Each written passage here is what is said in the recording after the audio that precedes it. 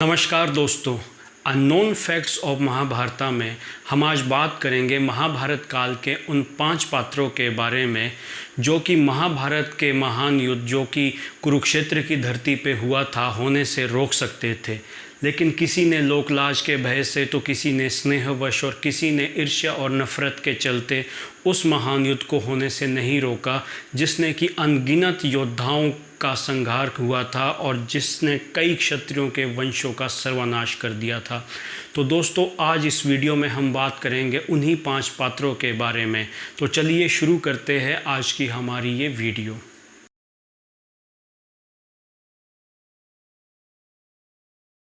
तो सबसे पहले हम बात करेंगे महाराज धृतराष्ट्र के बारे में।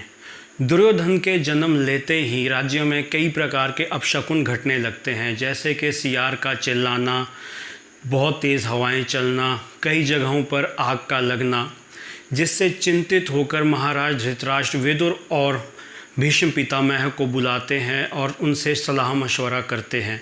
सभी बातों को जानने के बाद महात्मा विदुर कहते हैं कि अगर बड़े बेटे के जन्म पर इस तरह के अपशगुन घटने लगते हैं तो उस बेटे को त्यागना ही धर्म है, अन्यथा वो पूरे कुरुवंश का सत्यानाश कर देगा। तब महात्मा विदुर कहते हैं कि एक परिवार की भलाई के लिए एक व्यक्ति, गांव की भलाई के लिए एक परिवार, राज्य की भलाई के लिए गांव और पूरे देश की भलाई के लिए एक राज्य का त्याग करना धर्म है। लेकिन महाराज धृतराष्ट्र बच्चे का त्याग करने से मना करते हैं और यदि महाराज धृतराष्ट्र ने उस बच्चे का त्याग किया होता तो शायद महाभारत का ये युद्ध होने से टाला जा सकता था। अब हम बात करेंगे देवी कुंती के बारे में। दोस्तों, देवी कुंती को कर्ण के जन्म का रहस्य पहले से ही मालूम था।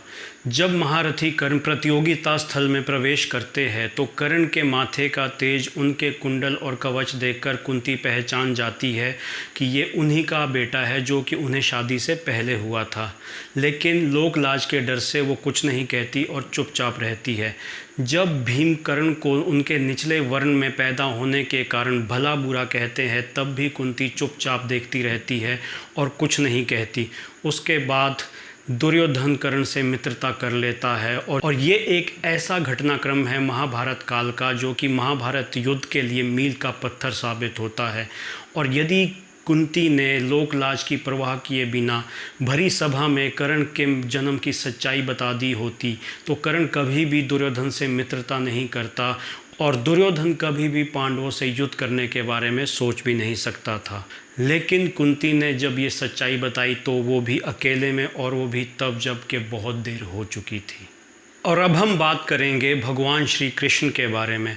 दोस्तों, श्री कृष्ण जी को भी कर्ण के जन्म का रहस्य पहले से ही मालूम था और जब भीम भरी सभा में प्रतियोगिता स्थल में कर्ण को उनके निचले वर्ण में जन्म लेने के लिए कोस रहे थे, भला बुरा कह रहे थे, उनका अपमान कर रहे थे, तब भी भगवान श्री कृष्ण ने कुछ नहीं कहा। शायद ये उनकी लीला थी, या शायद जिस तरह से हर युग के अंत में एक महान युद्ध हुआ है जिसमें कि क्षत्रियों का नरसंहार हुआ है, उसी तरह से इस युद्ध का होना भी नियति में पहले से ही लिखा था और इसी नियति को होने के लिए भगवान श्री कृष्ण ने कुछ नहीं कहा। लेकिन यदि उस भरी सभा में वो भी कर्ण की सच्चाई कहते या कर्ण के जन्म का रहस्य बताते तो ये महाभारत का युद्ध होने से टल सकता था। अब हम बात करेंगे महारथी कर्ण के बारे में। महारथी कर्ण इकलौते ऐसे कारण थे जिसकी वजह से दुर्योधन ने पांडवों के खिलाफ युद्ध करने का फैसला किया था। कर्ण की शक्ति पर दुर्योधन को इतना भरोसा था कि उसे लगता था कि तीनों लोकों में कर्ण की बराबरी कोई नहीं कर सकता और अगर युद्ध होता है तो उस युद्ध में कर्ण अकेले ही 5 पांडवों के साथ साथ भगवान श्री कृष्ण का वध कर देंगे। महारथी कर्ण की भी पांडवों खासकर कि अर्जुन से नफ़रत और जलन इतनी ज़्यादा थी कि भगवान श्री कृष्ण और कुंती से जब उन्हें उनके जन्म का रहस्य पता चलता है और जब उन्हें पता चलता है कि 5 पांडव कोई और नहीं बल्कि उनके ही सगे भाई है, तब भी वो उनसे युद्ध करने पर आतुर रहते हैं और दुर्योधन का साथ नहीं छोड़ते। यदि उनके जन्म का रहस्य सामने आने पर कर्ण ने दुर्योधन को समझाया होता या उन्होंने पांडवों का साथ दिया होता तो ये महाभारत का महान युद्ध टल सकता था। अब हम बात करेंगे दुर्योधन के बारे में, जो कि महाभारत का युद्ध होने का सबसे प्रमुख और सबसे बड़ा कारण थे। पांडवों के प्रति उनके मन में बचपन से ही इतना जहर और इतनी नफ़रत थी कि उन्होंने पांडवों को कई बार मारने की कोशिश की, और ऊपर से जब उन्हें शकुनी का साथ मिला तो उसने तो आग में घी का काम किया। और फिर कर्ण की शक्ति और उनकी मित्रता का साथ मिलने से दुर्योधन के इरादे और भी मजबूत हो गए।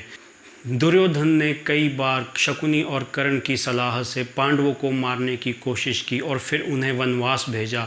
उसके बाद भी द्वैत वन में जब गंधर्वों ने कौरवों को हराकर दुर्योधन को बंदी बनाया था, तब कर्ण जब युद्ध स्थल से चले गए थे, तब पांडवों ने अपनी शक्ति के बल पर दुर्योधन को गंधर्वों से छुड़ाया था।